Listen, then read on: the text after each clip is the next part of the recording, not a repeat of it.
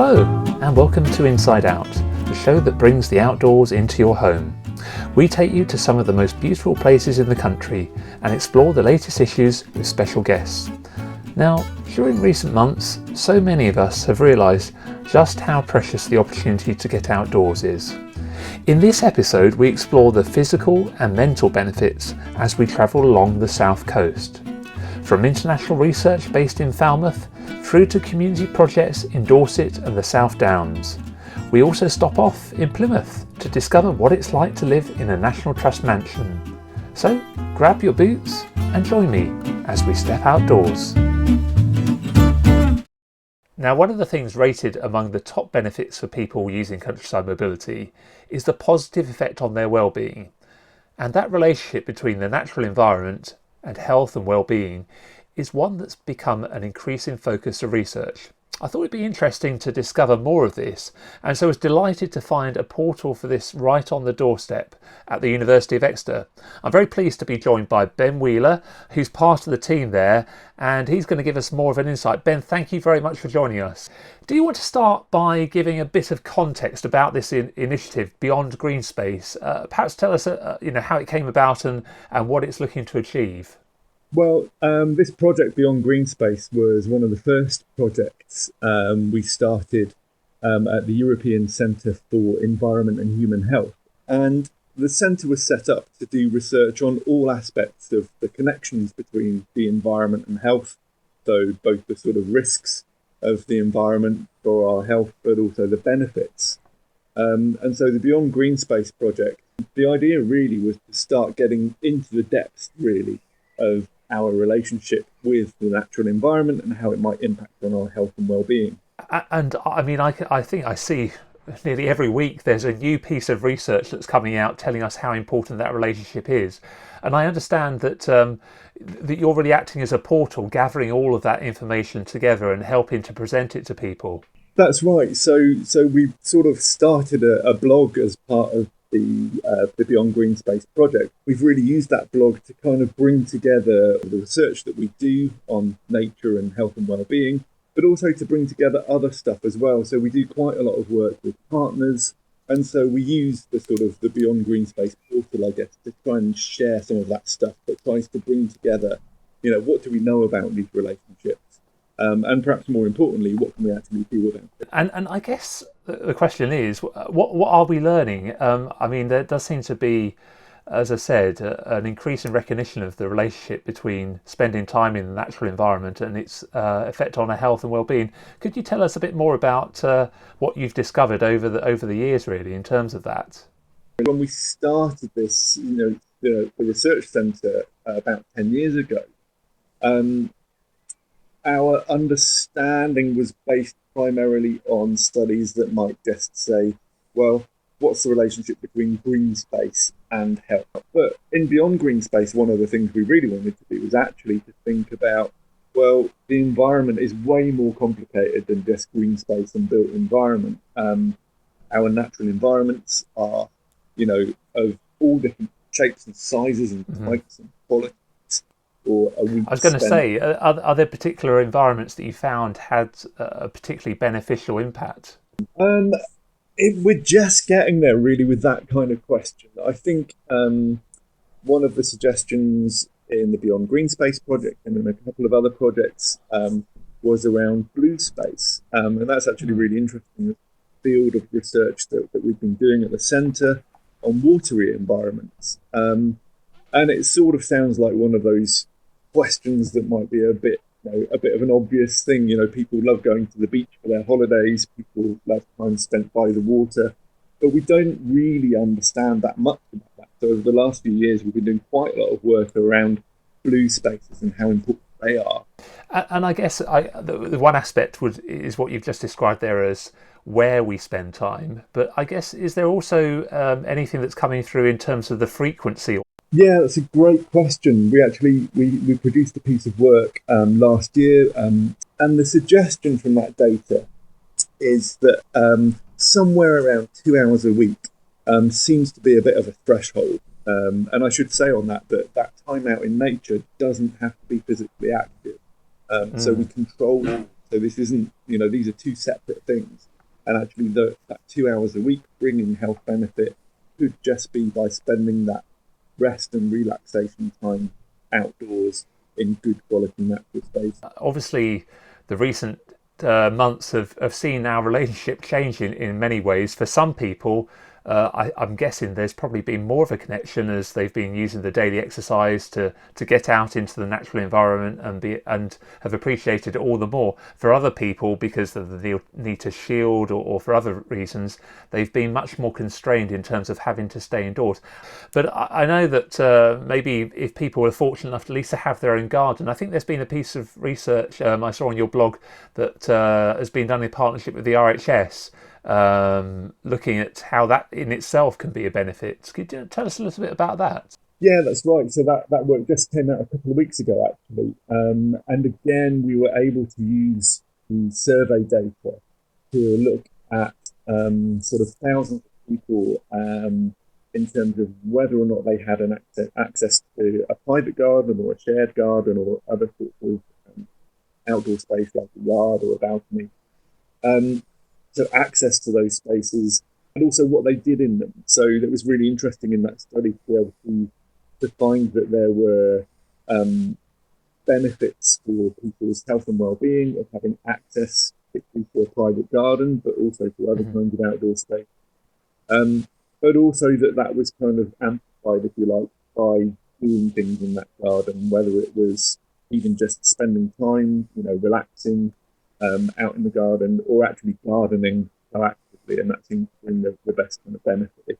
Well, that's given us a fascinating insight. I think, as I said, this time is one that has drawn out all of our attentions to how important natural spaces are and how much we value them. Thank you for giving us that insight, and we really appreciate that. And I think, as you said, there'll be even more research that's generated by the current context. So we may well be coming back to you at some point in the future to see what more we've learned from the current time. But thank you for the moment, Ben. Thank you.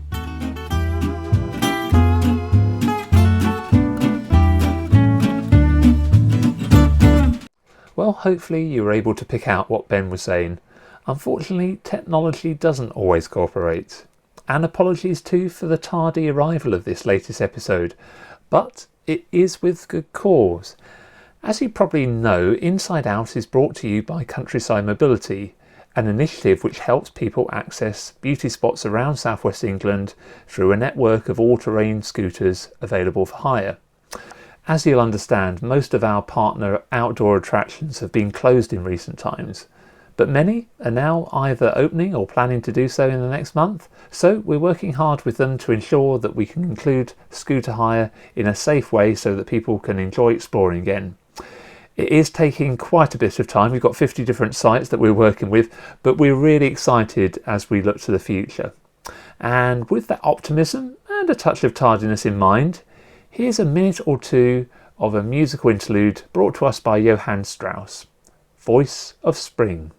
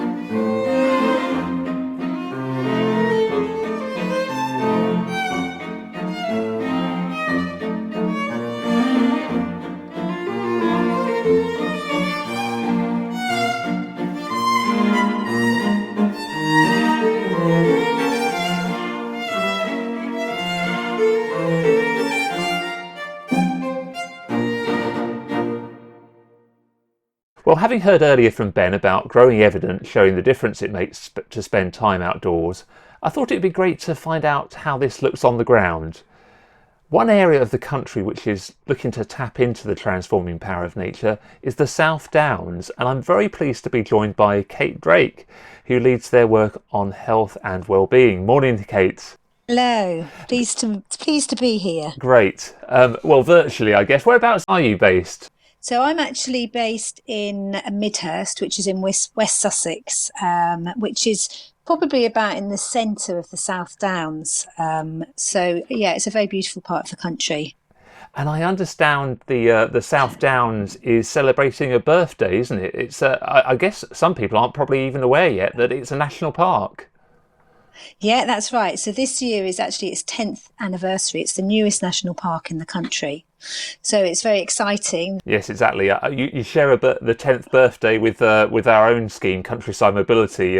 We've got various things planned, but at the moment they're on hold. So we hopefully later in the year we'll both get to celebrate. But I just wonder, Kate, what makes the South Downs such a distinctive and special area? It's quite incredible, really, because you can be in one part of the park in the west, and the landscape is completely different to if you go to the other part of the park in the east, which again is really different. And so you can just stretch across that landscape of 100 miles, which comes from Winchester to Eastbourne, and you'll just see such a diverse terrain across the area. And in terms of my role, I like you said, I'm the health and wellbeing officer within the park, and it's a new role, and it's quite a unique role in terms of trying to engage people to have access to this wonderful landscape.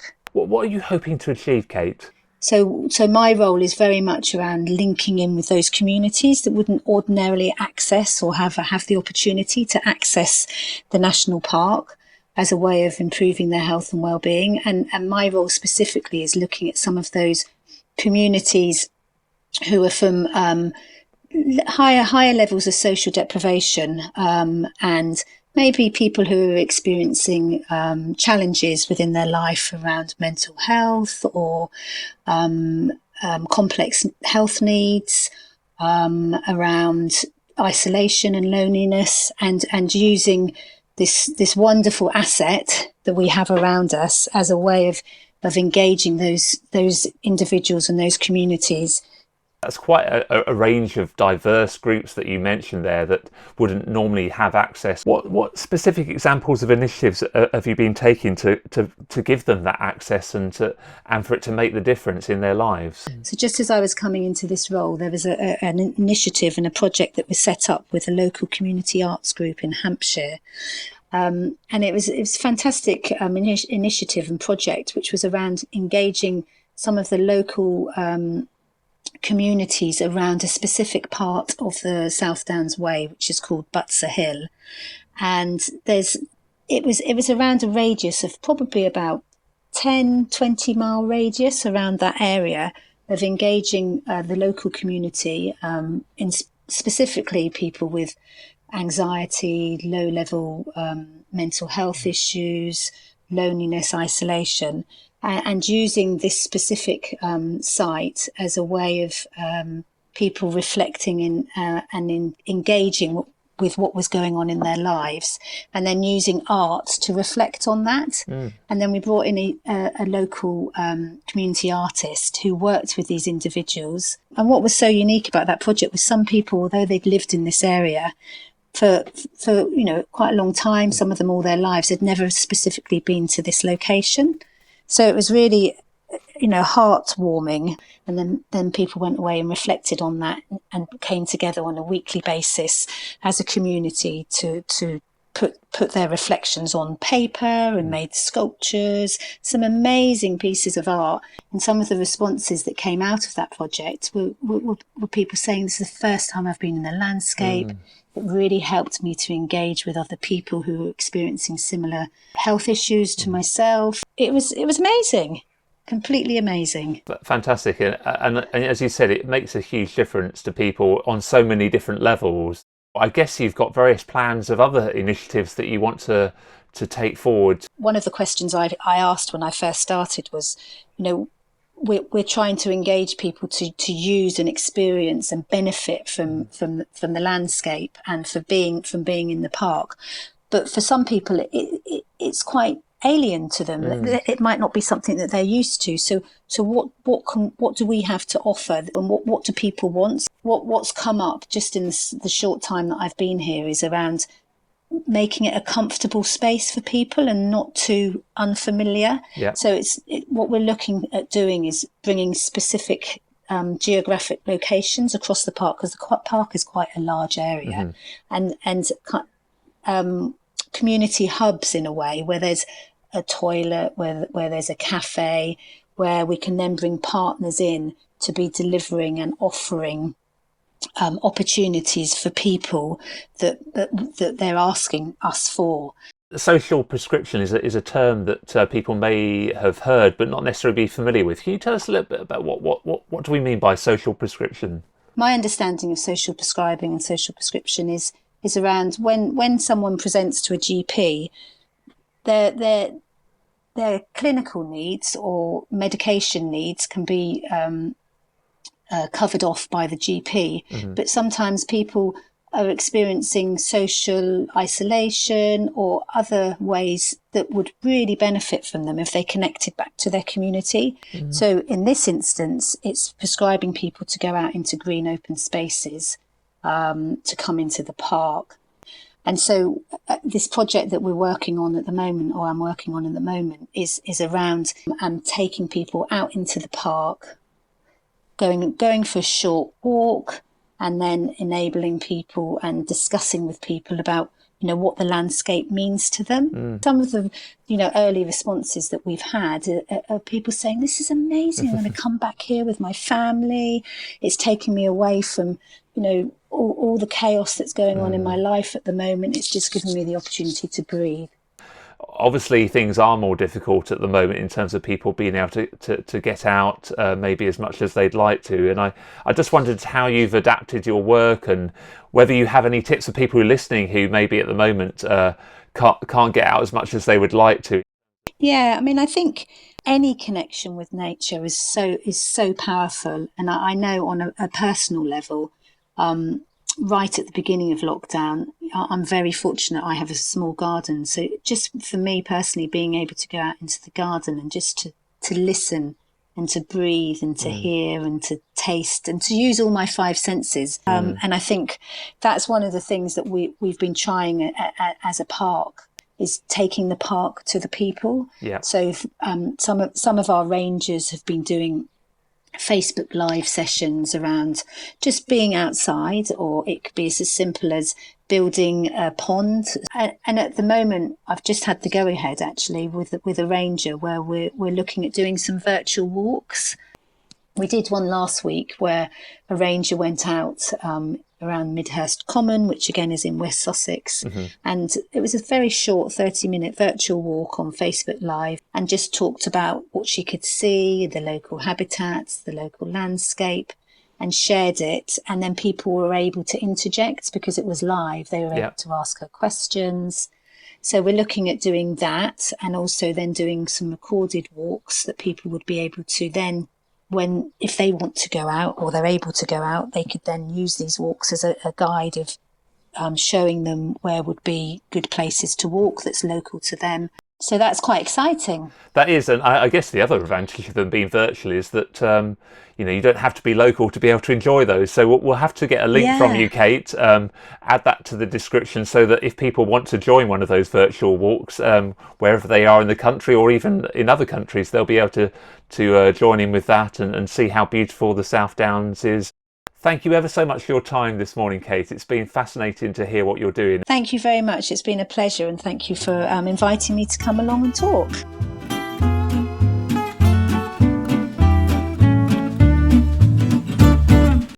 Now, if you've travelled down to Plymouth, you may recall the long hill on the A38, where you're greeted by signs welcoming you to Britain's Ocean City. What you might miss is the invitation to National Trust Saltram. It's one of our most popular partner locations, and I'm very pleased to be joined by Becky Smith to give us more of an insight as to why we should be pulling over. So thank you very much for joining us, Becky. Thank you for having me. Well, for those who haven't turned off and made a visit to National Trust Saltram, can you just give us a little bit of a flavour of what National Trust Saltram has to offer? Yeah, absolutely. So we're a 500-acre estate near Plymouth. We're alongside the River Plym, and we've got a 50-acre landscape garden within that estate and a Georgian mansion as well. So we've got quite a lot to see, and it's really popular with locals and tourists coming down towards Cornwall as well. It's really close to the city, actually, so it's quite unusual, I suppose. We sort of call ourselves an oasis in the middle of the city. So Yeah, I mean, it's a really interesting location. You're there in the parkland, and you could be in the middle of the countryside, but actually, it's very close to the city, isn't it? oh, yeah, that's right. So actually, when you're walking along many of the paths, you wouldn't know that you were near the city at all. It's only when you sort of reach up some of the hills, you can see right across to the sea and Plymouth Sound. So yeah, and then you really sort of get your context. And in terms of comparisons with other National Trust properties, obviously that's one of the things that makes it distinctive, its proximity to a city. But are there other things that really make it different to other properties that the National Trust have? Well, I think that mix of the estate and the garden, you do see that at other properties. But I think the estate being so extensive here, it does make a difference. And then, and we have the Georgian mansion as well. So, although the National Trust has lots of different houses, ours is sort of known as a treasure house. So if you can get inside, it really is beautiful. I think what we're most known for actually is Christmas. I was just about to mention that. Yes, that's very Yeah, famous. so Christmas is when we really see a huge number of visitors. We light up our garden quite late into the evening and decorate the house as well. And that's when a third of our visitors for the year come to us within 6 weeks. It does get very busy. And it is wonderful. I love seeing the garden lit up at night. It sort of just makes it completely different and it's a really fun atmosphere. But the gardens are beautiful all year round, and so is the estate. So we've got some wonderful bluebells and wild garlic at the moment. We've gone past the daffodils. We have daffodils all along the Lime Avenue in the garden, which are really great as well. And then we've had tulips as well, and it's just been so sad that people haven't been able to see them at the moment. I promise you, they have been there though. Well, I think I can believe you because, as I understand it, you actually live on the estate. Yeah, I do. Yeah. So I live within the mansion itself. So I'm very privileged to do that. It's part of my job. So I'm here overnight in case there's any sort of fire or sort of security issues. There's a few of us. I don't do it on my own. And yeah, so it is a bit unusual when you've got a day off and, sometimes you don't want to go out and actually you're still at work. So that's quite strange, or especially at Christmas time, seeing thousands of people outside in the garden. But it's a really lovely place to be as well. And at the moment, it's obviously I've got the garden almost to myself. So we've got a few gardeners here doing some of the essential tasks to make sure that the gardens, don't get into sort of disrepair or overgrown or anything. And then there's a few of us residents here too. So yeah, it's very strange not seeing the outside world because we're kind of an island in the middle of the estate. But equally, having that garden almost myself is lovely. So yeah, quite a privileged position at the moment. I guess one question that could crop up, being in a kind of fairly empty mansion house, is are there any ghosts or anything like that that you have to worry about at night? Well, I've never seen any. People tell us that there is one in the kitchen, which is right quite close to my flat actually. But I don't get too spooked. It's fine. Yeah, there's it's more when it's windy, it rattles. You don't just hear your own windows rattle. You hear everything rattle. So that's always what gets me. Oh, well, there's a disincentive to any midnight snacking, at least, anyway. Yeah, that's true. Do you want to tell us a bit more about your role? How are you involved at Saltram? Yeah, so I'm currently the membership and visitor welcome manager. So I manage the team who are the first people that you see when you arrive at Saltram. So that's the car park team and those in the welcome centre. So we hire out the tramper and we also greet every visitor as they come. We sell memberships to the National Trust as well. So yeah, we're the friendly faces. Hopefully, we're always friendly. Um, and then sort of we hand out the children's trails. We give out tickets to tours. We talk about what's in bloom in the garden. We talk about the wildlife on the estate. So yes, it's there's always something going on, and we're always sort of giving that information to our visitors. And actually, it's really nice because it changes all the time. And we see people who come and see us every day. We see people who pop in with their grandchildren in the school holidays, things like that. And actually, it's always nice to see people visiting us again when they've been before. So. Fantastic. It's certainly the case that you get lots of repeat visits, certainly lots of repeat visitors, to use the tramper there. And thank you very much for giving us that insight. I'm sure once we have the opportunity again and things are safe, we'll be all looking forward to coming to visit you and seeing all that Saltram has to offer. So thank you so much for your time today, Becky. Oh, thank you. Yeah, we're really looking forward to having everyone back. It won't be long.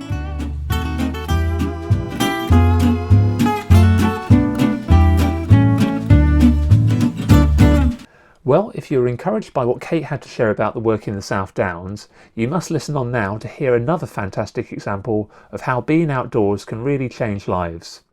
For the last few years, Stepping Into Nature has been working with communities in Dorset's area of outstanding natural beauty. I recently caught up with the project manager, Jules Hammon, and asked her how it all got started.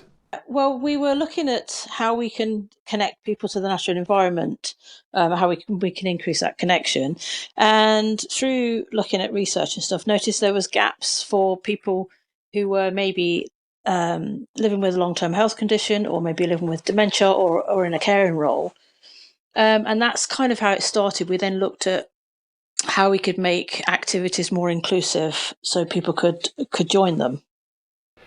And in terms of, obviously one of the key focus there, you're talking about working with people with dementia. What have been some of the real positive outcomes that you've seen, and what kind of things have you done to try to achieve those outcomes? There's been a lot of different outcomes. The fact that things are inclusive has meant people have had so much more opportunities to connect. And we've also been able to work directly with memory casts and to try and bring the outside in as well. And we've had people feeling like they have a sense of purpose again, and it's a meaningful project that they're taking part in.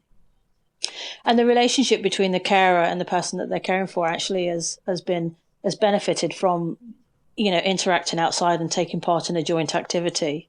I was just about to say, do you want to give us some examples of the kind of activities that you do? We don't actually deliver the activities themselves. It's our partners that do. But we've had the forest schools have been running, Dorset Forest Schools have been running a Greenwood Club, which is all of those Greenwood activities outside. And we've had a sing and stroll. So that's literally what it says on the tin. People go out for a walk and then they stop and sing in the countryside. Through to a history centre doing some activities inside, looking at the culture and the history of Dorset. What else have we done? We've done lots of different themed walks. So we've done some history walks. We've done some wellbeing walks with the RSPB. And we've done some art activities, so it's a real mixture of stuff that we've been doing. And we've touched on the outcomes there, but can you think of any particular individual stories of or people that you've seen and how it's made a difference to them? Yeah, we've had a lot of people that have come out of their shell and got a little bit more confidence, and in particular, there was one couple who came to one of our activities. And it was a husband and wife, and her husband actually was living with dementia, but he was blaming his wife because there was no, he couldn't get his head around it. But actually, by being with a group of people who were on the same journey, he came to a realization that it wasn't her fault, and he could still do things. So he was able to see that he could do things, and so their relationship improved, and their well-being improved from that. And there was something around that whole being with your peers and being with people on a similar journey just helps people to realize that there are still things that they can do, and they can still enjoy themselves and feel part of something. And what difference do you think the outdoor environment makes? Because obviously you could do those things indoors, but what specifically do you think being in nature creates? Yeah, people have told us that people have been on the activity have said that it's a much more calming place, and there's a kind of a sense of freedom by not being enclosed by four walls. So I think because of that, people relax a lot more and are able to share things. And it allows people that freedom to engage. I think that's the key thing with being in the natural environment, that there's that freedom that we don't feel trapped in. And it's almost like you forget about your worries, really, because you're in this beautiful place and you can sort of chill out and relax. Fantastic. And you got the opportunity to expand it now across the whole of Dorset. Other than sort of the geographical expansion, are there particular activities or opportunities that you're looking to explore? Yeah. With the onset of coronavirus, we've realised actually people being able to get out locally is massively important. So we'd like to sort of link in with some community groups and local communities to actually see what their green spaces are like and where we can actually help, maybe kickstart something. Or we also have a small funding pot to help sort of, look at the green infrastructure that's there and if there's any changes that need making. Obviously, you mentioned the current situation of coronavirus and the lockdown and so on. For anyone who's listening, are there any particular tips you give them, or anything that you've done to adapt what you're offering at the moment? Yeah, we're because we actually, our audience, we can't actually get out to our audience, so we're developing a whole line of online and hard copy sort of like activities that people can do, and they'll be available in the next month or so. But really, it's about taking any opportunity you can to connect to the outside. So even if that's just sitting by an open window to have your cup of tea and listen to the birds, or if you're lucky enough to have a garden, to be able to go and sit out and make time for sitting out and noticing nature. And I think that's it. It's just noticing nature. And then if you've got somebody there with you, just having a chat about it, having a chat about what you're seeing, and, and maybe that might come up with some stories of how you used to connect with nature in your childhood. My final question really is, Julie, in terms of, Dorset is a place that many people love to come away on holiday. But for you being based there, what is it about Dorset that makes it such a special place for you?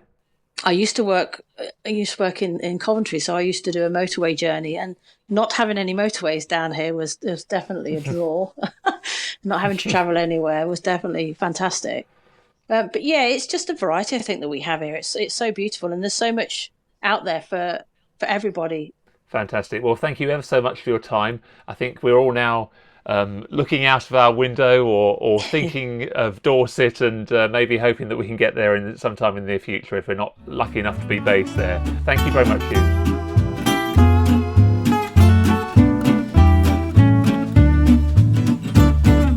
Well, that's all we have time for in the latest episode.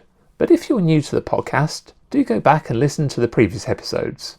If you're listening on iTunes, then do consider subscribing, and even better, giving us a rating and review. Be kind though. Do join me next time as we look at another essential part of enjoying the outdoors: where to stay. I'll be getting the secrets of a former hotel inspector and providing inspiring ideas for future trips. So do join me for that. Until then, stay safe and keep well.